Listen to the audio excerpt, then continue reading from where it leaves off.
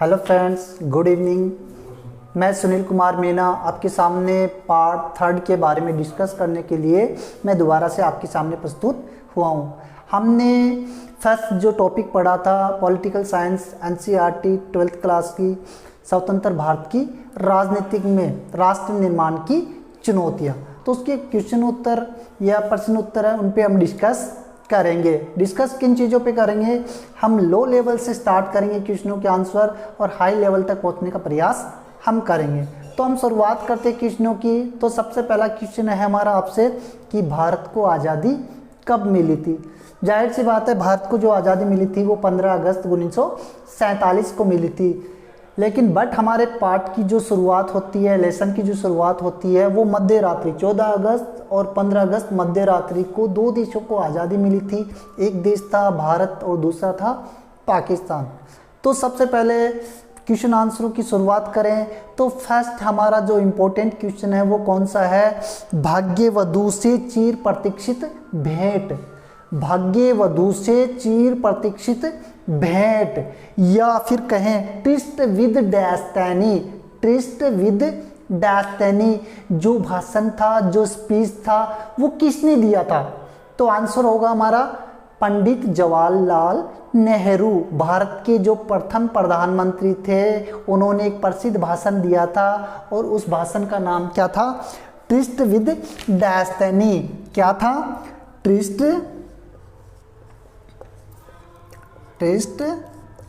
With destiny.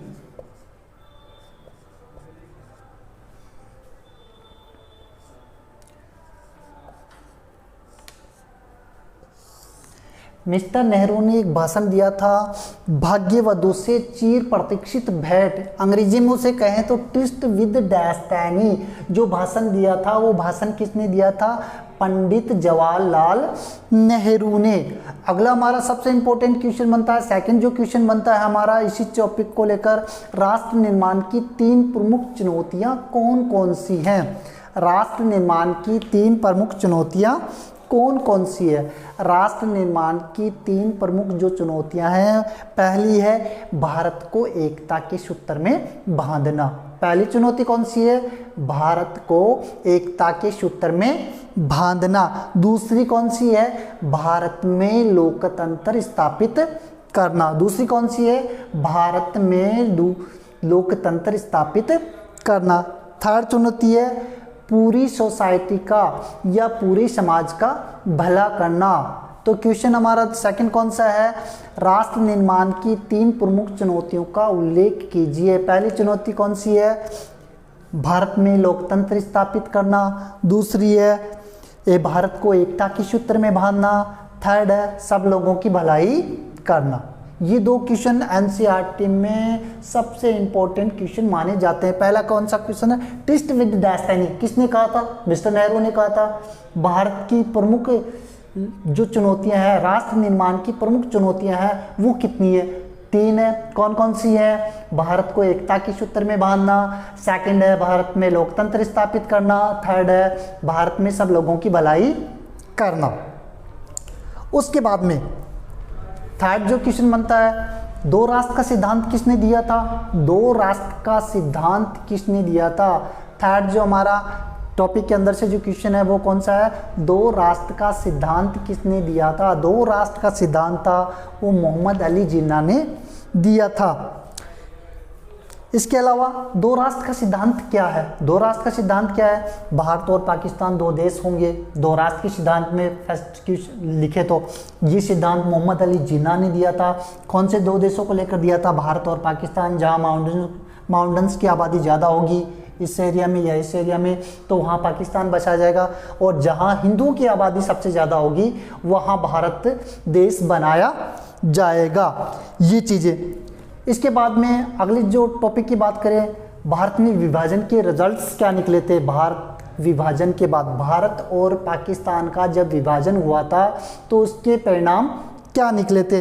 भाई सांप्रदायिक हिंसा हुई थी, अचानक से लोगों का स्थानांतरण किया गया था, इसके अलावा संपत्ति का बंटवारा किया गया था। हमने इस पे भी डिस्कस किया था कि लगभग 80 लाख जो लोग थे वो बेघर हो गए थे। ये सारी की सारी चीज़ें। इसके बाद में सबसे इम्पोर्टेंट क्वेश्चन एक और आता है रजवाड़ों को लेकर। भारत को जब आज़ादी मिली थी तो उस समय भारत में कुल कितनी रियासतें थी? भारत को जब आज़ादी मिली थी तो भारत में कुल कितनी रियासतें या प्रिंसली स्टेट थे या रजवाड़े थे? तो भारत को जब आज़ादी मिली थी तो उस समय भारत में कुल 565 रियासत थी। कुल कितनी रियासत थी?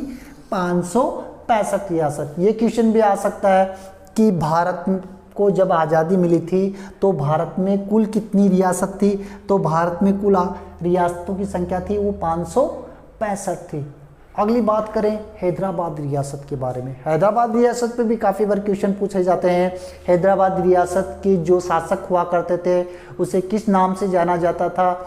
हैदराबाद रियासत की जो राजा हुआ करते थे या शासक हुआ करते थे तो उन्हें निजाम के नाम से जाना जाता था। अगला क्वेश्चन जो इसी में बनता है हैदराबाद रियासत में, हैदराबाद रियासत के जो निजाम थे उसकी जो पैरामिलिट्री फोर्स थी या अर्धसैनिक बल थे उसे किस नाम से जाना जाता था? उसे किस नाम से जाना जाता था? रजाकार। रजाकार। हैदराबाद निजाम की जो अर्धसैनिक बल थे उसे किस नाम से जाना जाता था? रजाकार के नाम से उसे जाना जाता था। या फिर क्वेश्चन पूछ सकते हैं कि रजाकार जो अर्धसैनिक बल थे वो किस रियासत में हुआ करते थे? हैदराबाद रियासत में हुआ करते थे। ये क्वेश्चन बनते। इसके बाद में अगला जो क्वेश्चन हमारा बनता है instrument of accession. Instrument of accession एक वर्ड आया है, इंस्ट्रूमेंट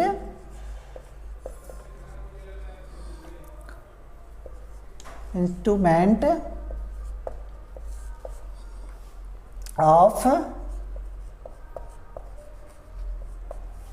एक्सेशन।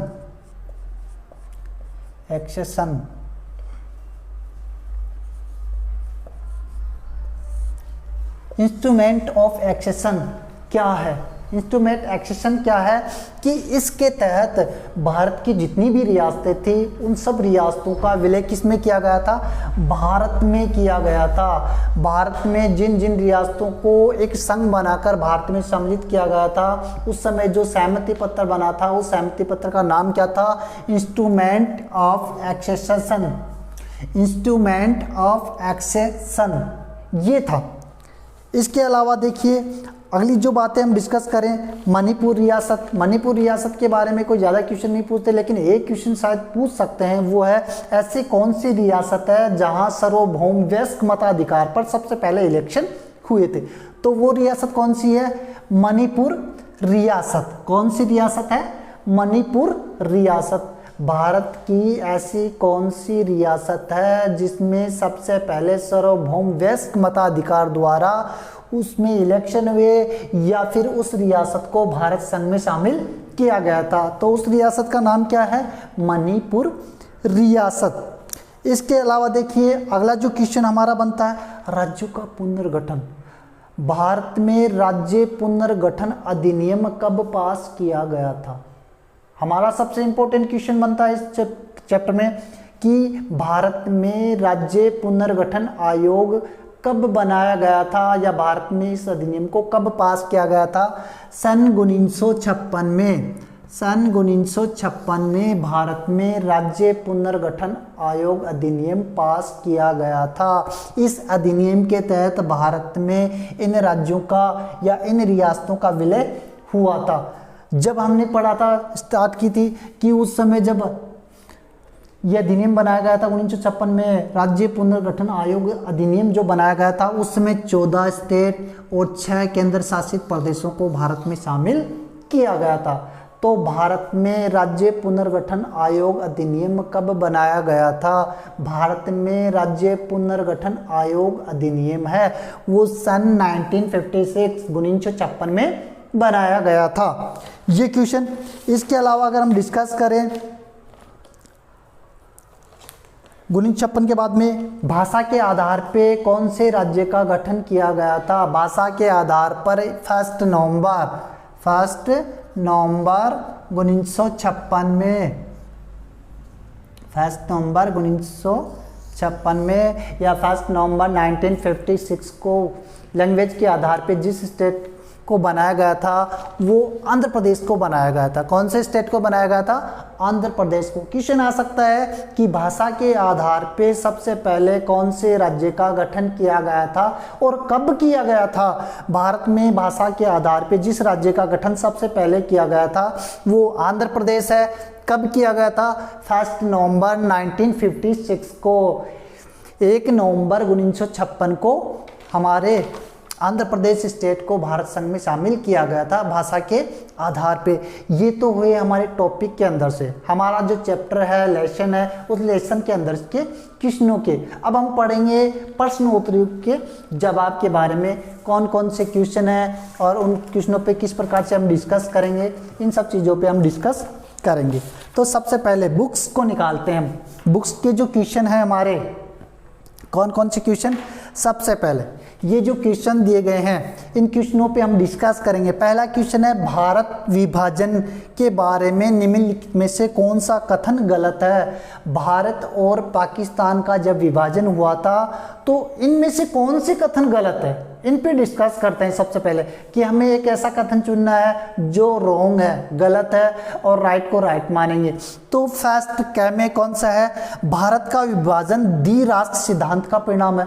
सत्य बात है भाई, भारत का जो विभाजन हुआ था द्विराष्ट्र सिद्धांत का परिणाम है। मोहम्मद अली जिन्ना ने दिया था भाई।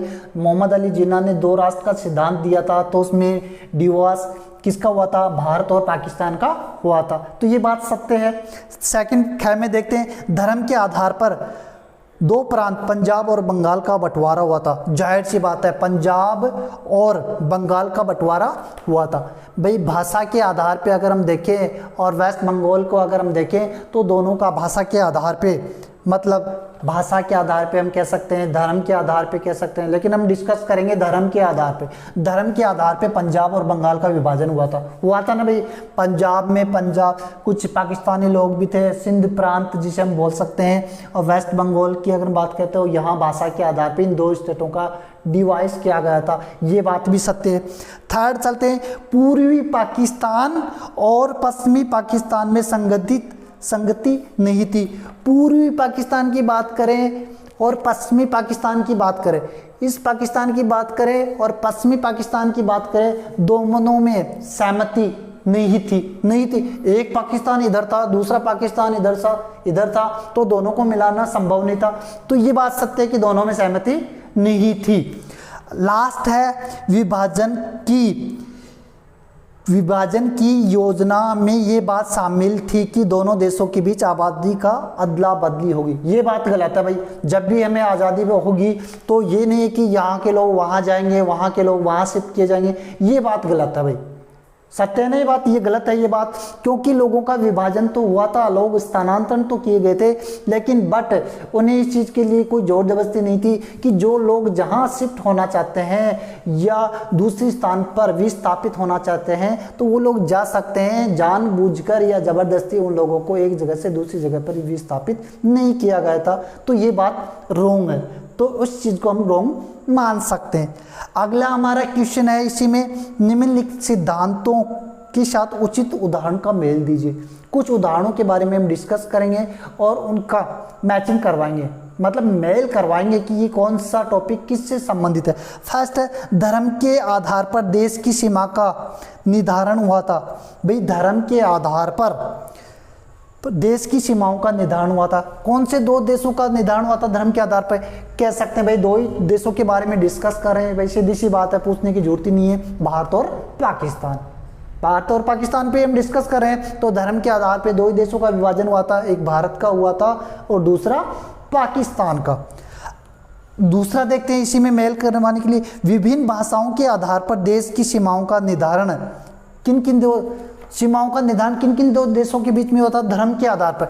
एक तो बांग्लादेश का हुआ था और दूसरा पाकिस्तान का हुआ था। भाई धर्म के आधार पर 2 देशों की सीमाओं का जो निर्धारण किया गया था वो किन 2 देशों का किया गया था? एक पाकिस्तान का किया गया था, एक बंगाल का किया गया था।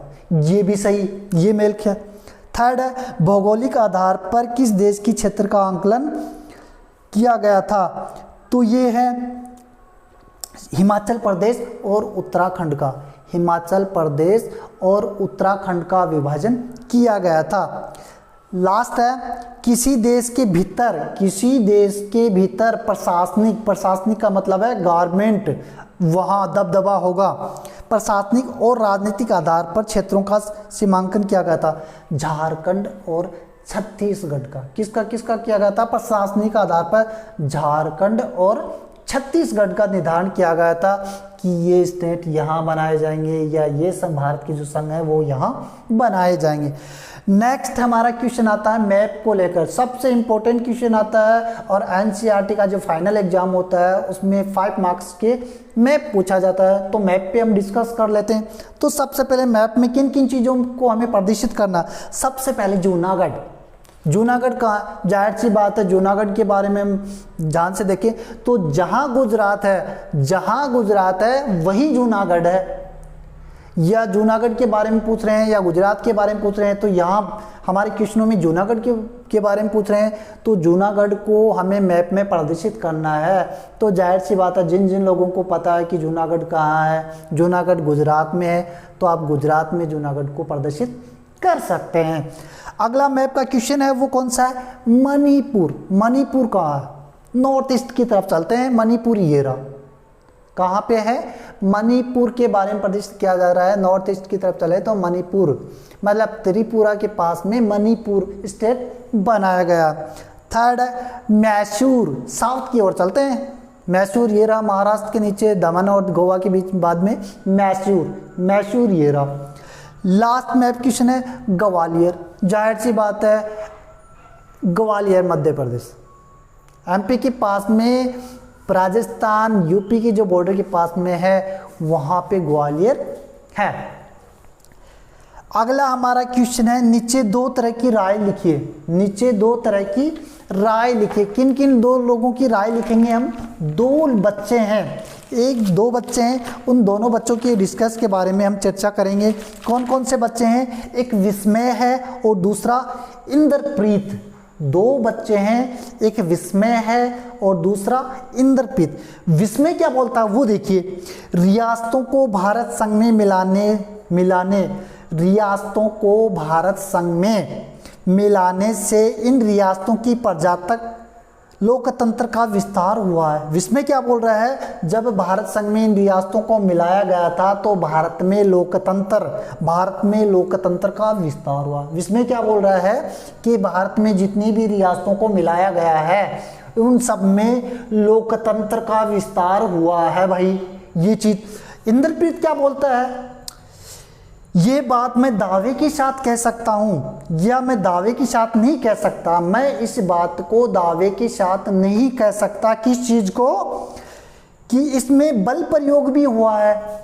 मैं इस बात को दावे के साथ नहीं कह सकता कि भारत संघ में जब इन रियासतों को मिलाया गया था तो इसमें क्या बोल रहा है कि लोकतंत्र का विस्तार हुआ है। इंद्रप्रीत क्या बोल रहा है कि इसमें बल प्रयोग भी हुआ है, जबकि लोकतंत्र में आम सहमति के काम लिया गया है। अब दोनों रियासतों के विलय, दोनों देशी रियासतों के विलय के बाद में कुछ मसौरे लिखिए। ये पूर्ण रूप से सत्य है। आंसर अगर हम पूछें, एक बता रहा है कि लोकतंत्र का विस्तार हुआ है, एक बोल रहा है इसमें बल प्रयोग भी हुआ है, तो आंसर में हम क्या लिखेंगे कि डेफिनेट रूप से कि लोकतंत्र का विस्तार तो हुआ है और साथ में बल प्रयोग भी हुआ है। बल प्रयोग कहाँ पे हुआ है? जहाँ परिस्थितियाँ कठिन थी, जैसे हैदराबाद रियासत की अगर हम बात करें, जम्मू और कश्मीर की अगर हम बात करें, मणिपुर रियासत की अगर हम बात करें, कुछ रियासतों को छोड़ दिया जाए तो कुछ रियासतों में बल प्रयोग नहीं हुआ है।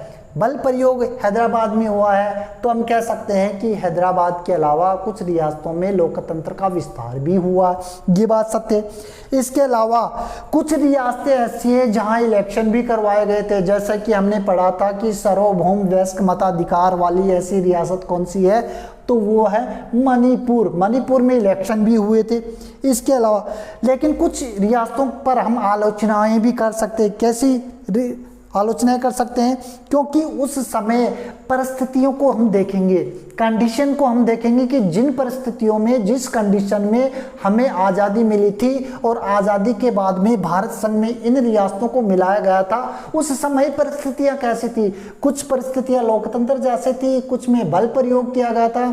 तो कहने का मतलब है दोनों रियासतों में, दोनों लड़कों की अगर हम डिस्कस पे चलें तो दोनों की बात पूर्ण रूप से सत्य है कि लोकतंत्र का विस्तार भी हुआ है, बल प्रयोग भी हुआ है। इसके साथ साथ में, बल प्रयोग के साथ साथ में आज रिजल्ट हमारे सामने है। भारत की एकता, भारत की अखंडता, भारत के कल्चर, भारत की एक्टिविटीज, सारी चीज़ों पे हम डिस्कस करें तो भारत विभिन्नताओं के होते हुए भी आज हम एकता के सूत्र में बंधे हुए हैं। वो किसकी वजह से? वो इन रियासतों में इन चीज़ों की वजह से ये हुआ है। अगला हमारा क्वेश्चन है, नीचे अगस्त 1947 में, नीचे अगस्त 1947 में, सन 1947 में कुछ बयान दिए गए थे जो अपनी प्रकृति के लिए अत्यंत मेल खाते हैं। कुछ 1947 में कोई दो महामानवों के या दो कैंडिडेट के स्पीच दिए गए हैं। एक मोहनदास करमचंद गांधी का दिया गया है और दूसरा दिया गया है मिस्टर नेहरू का। दो स्पीच दिए दोनों ने, मिस्टर नेहरू ने दिया है, गांधी जी ने दिया है। तो देखते गांधी जी ने क्या कहा है। आज़ादी, आज आपने अपने सर पर कांटों का ताज पहना है, आज आपने अपने सर पे कांटों का ताज पहना है। सत्ता पर आसन एक बुरी चीज है, सत्ता पे आसन कोई भी होगा वो एक बुरी चीज है। इस आसन पर आपको बड़ा सचेत रहना होगा। जिस आसन पे आप बैठोगे उस पर आपको ज़्यादा से ज़्यादा सचेत सतर्क रहना होगा और ज़्यादा विनम्र और धैर्यवान बनना होगा। अब लगातार आपकी परीक्षा भी ली जाएगी। ये किसने कहा था? मोहनदास करमचंद गांधी ने ये डिस्कस दिया था। हम डिस्कस पर चर्चा भी करेंगे कि उन्होंने ऐसा क्यों कहा था, किस वजह से कहा था कि जिस आसन पे आप बैठोगे वहाँ सर पे जो हमारा ताज होगा वो कांटों से भरा हुआ भी होगा और इस पे हमें सचेत भी होना होगा। ये सारी चीज़ें किसने कही थी? मोहनदास करमचंद गांधी ने कही थी। अब मिस्टर नेहरू का स्पीच भी हम पढ़ लेते हैं। भारत आज़ादी के लिए जाएगा, भारत को आज़ादी के लिए जाएगा। हम पुराने से नए की ओर कदम बढ़ाएंगे, हम पुराने से नए भारत की ओर कदम बढ़ाएंगे। आज दुर्भाग्य के एक दौर का खात्मा होगा और हिंदुस्तान अपने को फिर से पालेगा। हम नए पुराने भारत का खात्मा करेंगे, एक नए जोश के साथ में, एक नई उमंग के साथ में, एक नए राष्ट्र के रूप में हम एक नए भारत की कल्पना करेंगे। ये किसने कहा था? मिस्टर नेहरू ने कहा था। फिर से पालेगा।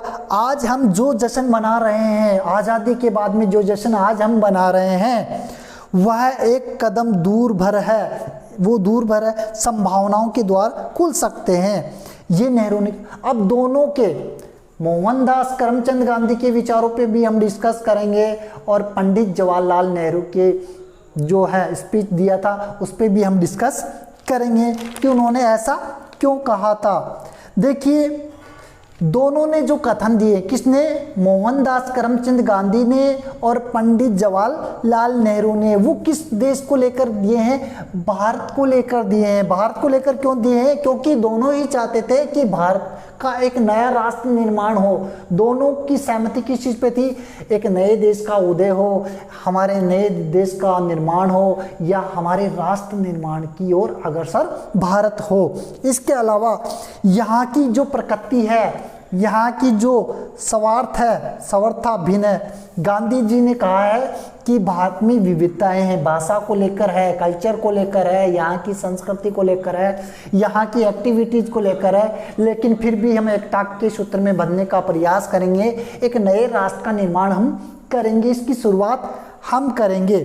इसके अलावा देखिए नेहरू ने क्या कहा था? भविष्य में, भविष्य को लेकर हम अपने राष्ट्र का निर्माण करेंगे, भविष्य को लेकर, फ्यूचर को लेकर हम हमारे देश का निर्माण करेंगे। वो किस प्रकार से करेंगे कि हमें एक ऐसे भारत का निर्माण करना है जिसमें हम आत्मनिर्भर बनने का प्रयास करेंगे। आत्मनिर्भर का मतलब है सभी व्यक्ति, चाहे वो जाति के हो, किसी भी धर्म के हो या किसी भी एक्टिविटीज़ में संलग्न हो, सब लोगों को आत्मनिर्भर बनाना है।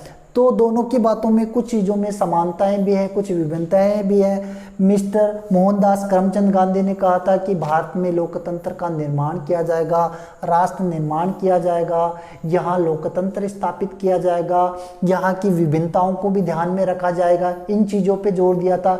जबकि नेहरू ने किन चीज़ों पे डिस्कस दिया था कि हम राष्ट्र निर्माण भी करेंगे और साथ में भारत को आत्मनिर्भर भी बनाने का प्रयास हम करेंगे। इन दो चीज़ों पे डिस्कस दिया था। नेक्स्ट क्वेश्चन है हमारा, भारत को धर्मनिरपेक्ष राष्ट्र बनाने के लिए, भारत को धर्मनिरपेक्ष राष्ट्र बनाने के लिए नेहरू ने किन तर्कों का इस्तेमाल किया था? भारत को धर्मनिरपेक्ष राष्ट्र बनाने के लिए मिस्टर नेहरू ने कौन से तर्कों का विवेचन किया था या इस्तेमाल किया था? क्या आपको लगता है कि ये केवल भावात्मक और नैतिक तर्क है अथवा इसमें कोई तर्क युक्तिपूर्ण भी है?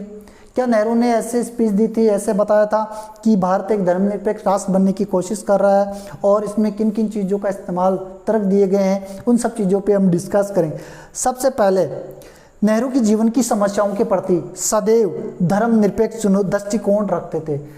मिस्टर नेहरू के जीवन काल में जब से फर्स्ट जो प्रधानमंत्री बने थे मिस्टर नेहरू ने, उनका एक ही आकलन था कि भारत को जैसे ही आज़ादी मिलेगी, भारत में राज्यों का निर्माण है वो धर्म के आधार पे किया जाएगा, भाषा के आधार पे किया जाएगा, उनकी एक्टिविटीज़ के आधार पे किया जाएगा, उसी आधार पे धर्मनिरपेक्ष भारत का भी निर्माण करेंगे। हमने टॉपिक स्टार्ट किया था, उस समय भी हमने यूज किया था कि धर्मनिरपेक्ष, सभी धर्मों को समान रूप से समझना ही धर्मनिरपेक्ष कहलाता है। भारत का निर्माण या राष्ट्र निर्माण है वो धर्मनिरपेक्ष राष्ट्र के रूप में हम करेंगे। इसके अलावा यहाँ की जो प्रथाएं हैं, रीति रिवाज है, भारत में परंपराएं हैं, सामाजिक मान्यताएं हैं या कुरीतियाँ हैं, उन चीज़ों का भी उन्होंने आलोचनाएं की है। मतलब उन चीज़ों की उन्होंने आलोचना की है, किन चीज़ों की, जो प्रथाएं, सामाजिक जो परंपराएं उस समय चल रही थी, प्रचलन में थी, उन चीज़ों का उन्होंने विरोध किया है और साथ साथ में उन्होंने धर्मनिरपेक्ष राष्ट्र बनाने की कोशिश भारत को की है। इसके अलावा कह सकते हैं धर्मनिरपेक्षता में रहस्यवादी का मतलब होता है दूसरे देशों की अनुसरण करना, दूसरे देशों का अनुसरण करना ही रहस्यवादी कहलाता है। दूसरे देशों की एक्टिविटीज, वहाँ की अर्थव्यवस्था, वहाँ के धर्म, वहाँ का लोकतंत्र, वहाँ की धर्मनिरपेक्षता, सब चीज़ों को भी भारत अपनाएगा। इसके अलावा दूसरी चीज़ें हैं जैसे आत्म जीवन में, धर्मनिरपेक्ष में आत्म जीवन भी चलता है। भाई जहाँ व्यक्ति जन्म लेते हैं वहाँ मृत्यु भी अवश्य होगी। दूसरी बात है प्रकृति में गहन शिक्षण भी करना है, ये चीज़ें। नेक्स्ट हमारा जो क्वेश्चन है, आज़ादी के समय देश की पूर्वी और पश्चिमी, आज़ादी के समय भारत के पूर्वी और पश्चिमी इलाकों में राष्ट्र निर्माण की चुनौतियों के लिहाज से दो मुख्य अंतर बताए। हमें दो अंतर बताने, किन किन चीज़ों में, एक तो पश्चिमी भारत में और पूर्वी भारत की ओर, पूर्वी भारत और पश्चिमी भारत में दो अंतर बताने हैं। किन चीज़ों के निर्माण में? राष्ट्र निर्माण में। भाई जाहिर सी बात है, हमारा जो अगला क्वेश्चन बनता है, राष्ट्र निर्माण के समय भारत के पूर्वी और पश्चिमी क्षेत्र में हमें अंतर बताने, कितने अंतर बताने हैं? सिर्फ दो अंतर बताने हैं। फर्स्ट अंतर आप बता सकते हो, कौन सा अंतर बता सकते हो? पूर्वी क्षेत्र में नॉर्थ ईस्ट की तरफ अगर हम बात करें तो यहाँ सांस्कृतिक और आर्थिक संतुलन की समस्या थी। आर्थिक रूप से और समस्या थी किन किन चीज़ों की? सांस्कृतिक रूप से, आर्थिक रूप से यहाँ संतुलन स्थापित नहीं कर सकते थे, तो ये बता सकते हैं। जबकि वेस्ट की तरफ बात करें तो यहाँ कौन सी चुनौती थी? विकास की, डेवलपमेंट की यहाँ समस्या थी। और यहाँ कौन सी थी? आर्थिक संतुलन की और सांस्कृतिक संतुलन की। यहाँ सांस्कृतिक संतुलन और आर्थिक संतुलन की समस्या थी और यहाँ विकास की समस्या थी। ये सेकंड है। पूर्वी क्षेत्र की बात करें, पूर्वी क्षेत्र की अगर बात करें दूसरे अंतर की, तो यहाँ भाषाई समस्या सबसे ज़्यादा थी। नॉर्थ ईस्ट या सेवन सिस्टर की तरफ चले तो यहाँ भाषा या लैंग्वेज की जो समस्या थी वो सबसे ज़्यादा थी।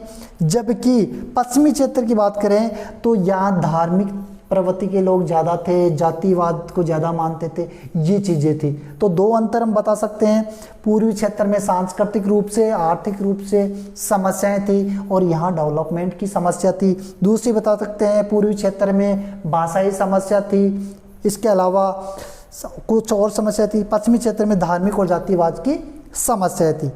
नेक्स्ट क्वेश्चन है हमारा, राज्य पुनर्गठन आयोग का क्या काम था? जाहिर सी बात है, अभी मैंने आपको बताया था कि राज्य पुनर्गठन आयोग का क्या काम था।